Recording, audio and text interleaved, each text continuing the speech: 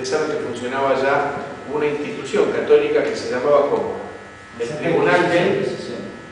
la Santa Inquisición o el Tribunal del Santo Oficio. El Tribunal del Santo Oficio, de la Inquisición.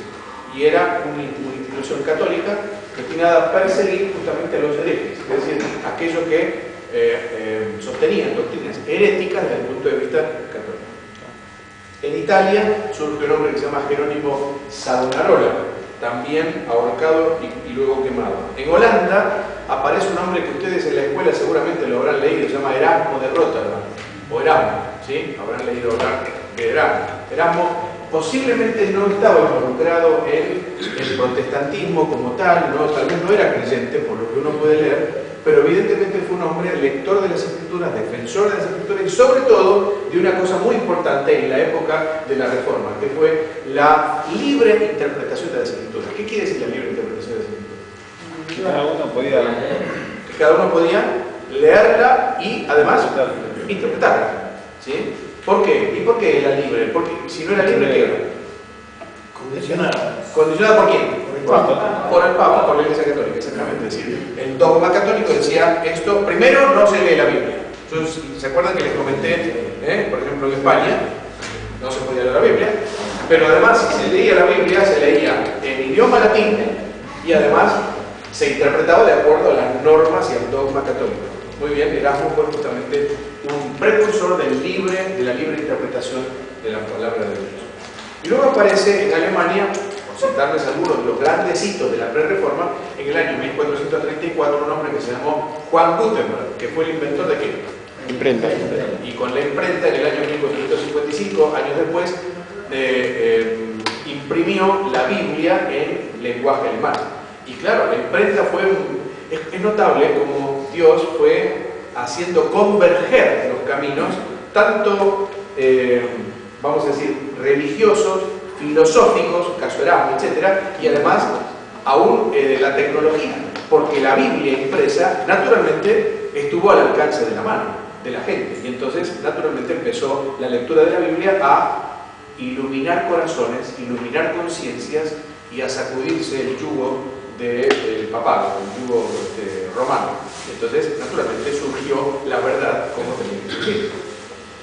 Y entonces llegamos al gran hombre de la Reforma, que se llamó Martín Lutero. Martín Lutero nace en 1483, es un hombre de una niñez bastante pobre, pero es un hombre que de todos modos estudia, llega a ser bachiller y también se enrola en los monjes agustinos. Y Martín Lutero, en un momento determinado, va a Roma y se encuentra, yo les hablé de la película de Martín Lutero, ¿verdad? ¿Sí? Traten de conseguirla. De alguna forma, si hubiera posibilidad de hacer copia, no sé si se consigue o se puede comprar. Si es así, no hago copia, pero si no se consiguiera y si alguno quiere, vale la pena. Es una historia fantástica y ahí lo explica muy bien. Va Martín Lutero a Roma en una misión y se encuentra con el horror del papado, se encuentra con las aberraciones de Roma y con la depravación romana. Entonces, claro, queda absolutamente enajenado. Un hombre que vivía atormentado por un concepto muy romanista, hasta hoy.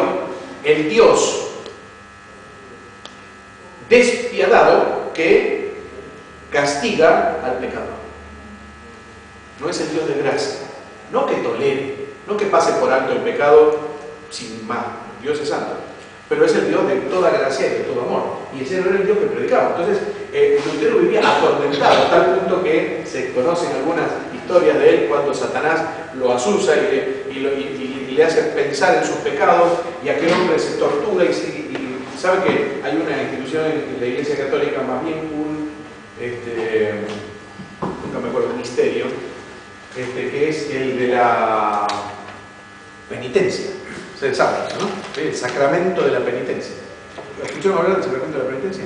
¿No? Bueno, pues para sufragar los pecados aquí en la tierra, pues entonces uno tiene que cumplir con ciertos, por ejemplo, ir de rodillas hasta Lucano. Póngale, eso es una penitencia. O rezar tantas Ave Marías o tantos Padre Nuestro, eso es una penitencia. Alguno fue católico y lo hizo, ¿sí? ¿Sí? Es así, ¿verdad? Muy bien. este hombre veía atormentado por el diablo, a tal punto que una vez el diablo tanto le mostraba los pecados que él, soñando, ¿no?, que él tomó un tintero y se lo arrojó al diablo y le dijo: la sangre de Jesucristo. El diablo le había mostrado una larga lista de pecados, una enorme tira de sus pecados. Entonces él tiró un tintero y dijo: la sangre de Jesucristo, su Hijo, me limpia de todo pecado. Y eso fue una tranquilidad. No sé si es leyenda o es verdad, pero se cuenta que fue una experiencia de Martín Lutero, ¿no? Un hombre que, enseñando, después de terminar sus estudios, enseñando los salmos y los romanos, encuentra en Romanos 1:17 una verdad que iluminó su corazón e iluminó a la humanidad de ahí en turno, que fue el justo por la fe vivirá.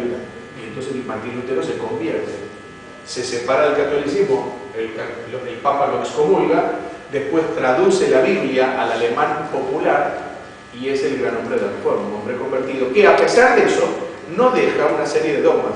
El luteranismo de hoy, que sigue a Lutero, todavía mantiene una serie de dogmas y lamentablemente se une tanto hoy a la Iglesia Católica que hoy prácticamente las dos son una, salvo que no admiten al Papa, etcétera, pero digamos, dogmáticamente, o sea, el dogma es muy parecido uno al otro.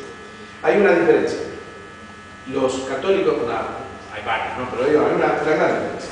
Los católicos, por ejemplo, en la misa, en el sacrificio de la misa, hablan de lo que es la transustanciación. ¿Saben lo que es eso?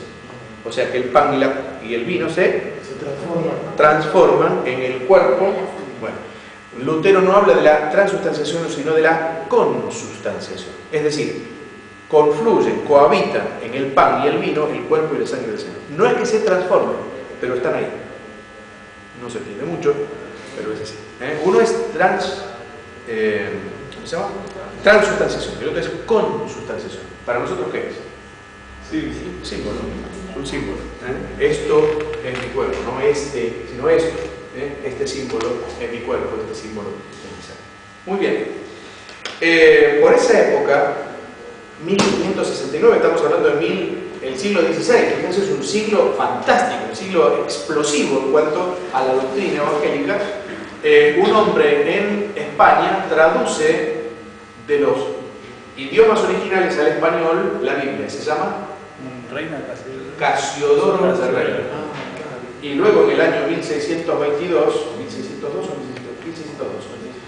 Cipriano de Valera revisa, en la primera revisión, la última fue en el año 95, si no recuerdo mal, Bueno, la primera, Cipriano de Valera revisa la traducción de los originales de Casiodoro de Reina. En ese momento en España aparece, es una historia, me encantaría decirlo, pero no da para la historia de Julianillo, cómo entró la Biblia en España, en un hombre que vendía telas, y adentro de su carro, al final te contaste,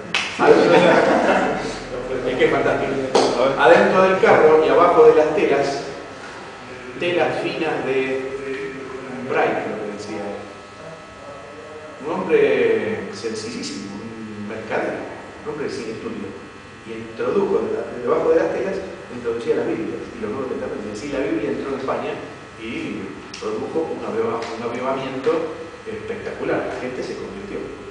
Lutero mismo, al predicar en idioma popular, la Biblia en idioma popular, llegaba a la gente, porque la gente, claro, la Biblia era para el clero. ¿Se acuerdan del clero y los laicos? ¿Se acuerdan lo que yo había dicho? ¿Sí?